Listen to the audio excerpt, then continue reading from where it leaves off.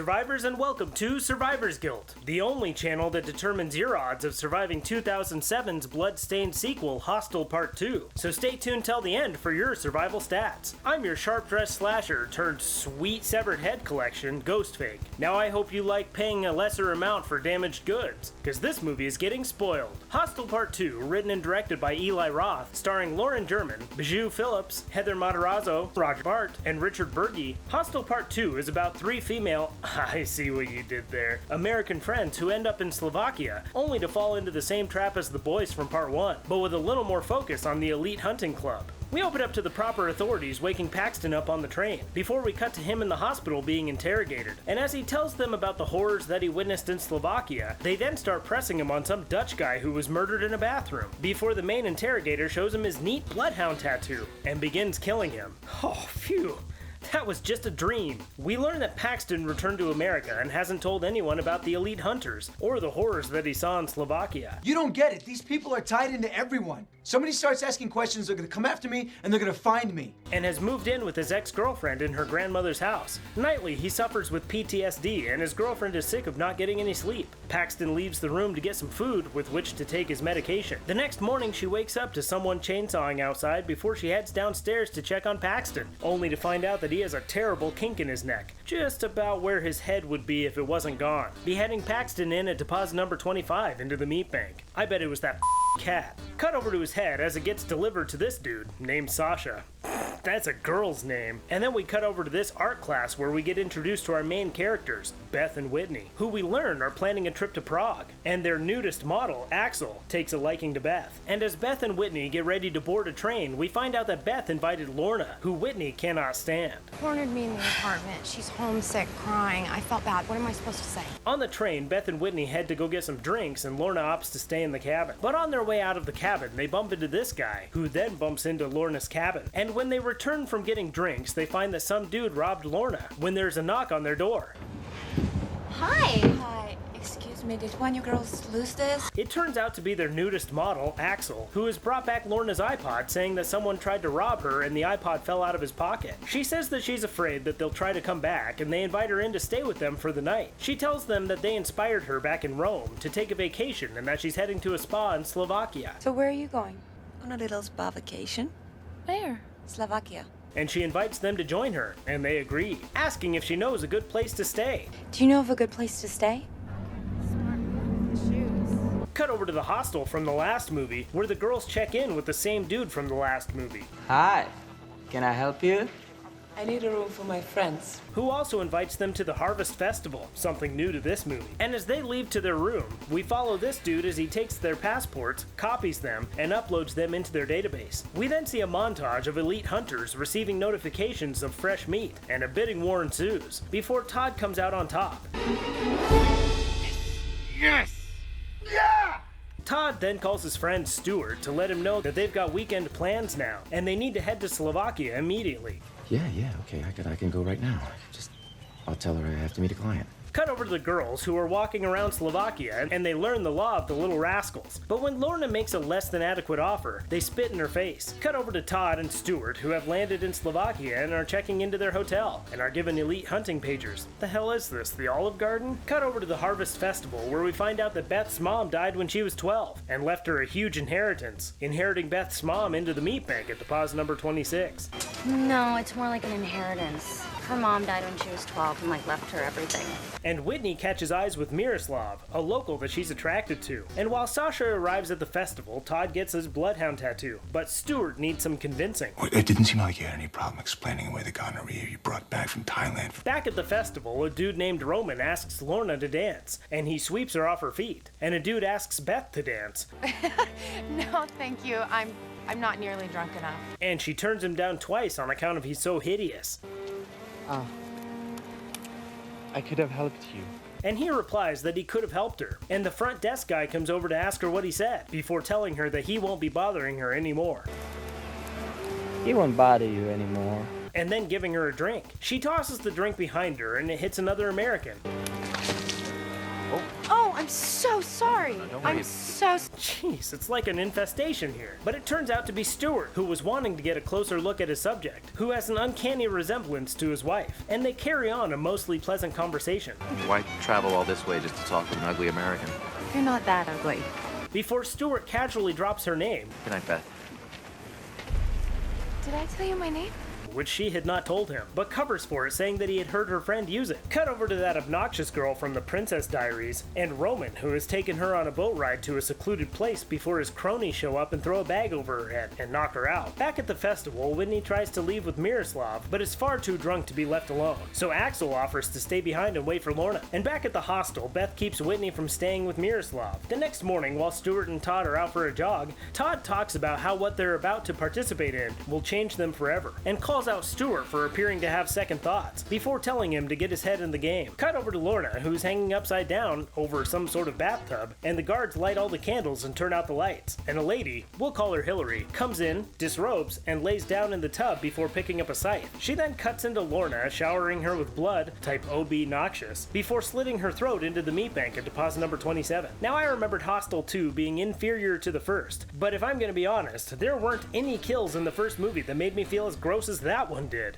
Yuck. Cut over to the hot springs where Beth gets a back rub from Axel. That causes her to doze off, and when she wakes up, she finds that she's all alone. Who in the hell leaves their friend sleeping in a hot spring? And why did everyone leave the hot spring in the first place? She walks around the place looking for just anyone, before finding that her locker has been broken into and her stuff was stolen. She then notices, because it's impossible not to, that there are a few men following her. Haha.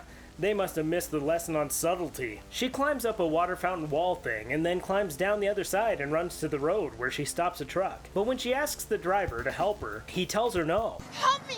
These men are chasing me, please! I tried to help, but you don't listen. Go away! Having tried to help her before and getting roughed up for it. He drives off without her and she runs into the woods. But as she is running, she falls, as we all do sometimes, and the little rascals run over to her and begin beating her, as we all do sometimes. But mid-beating, Sasha and Axel show up and get them away from her. Staccio. And as Axel loads Beth into the car, Sasha shows these kids a lesson by blowing one of them away, depositing this little rascal into the meat bank at deposit number 28.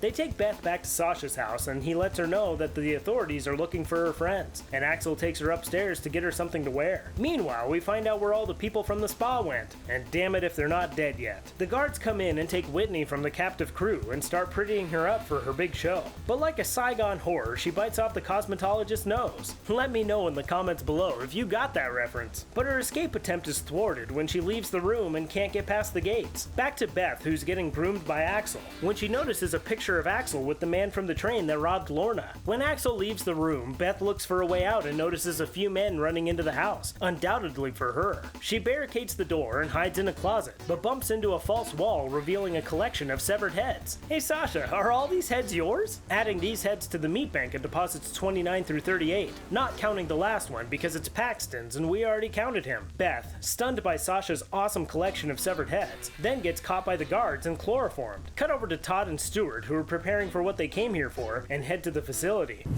Any idea what you're gonna do in there? You don't even want to know.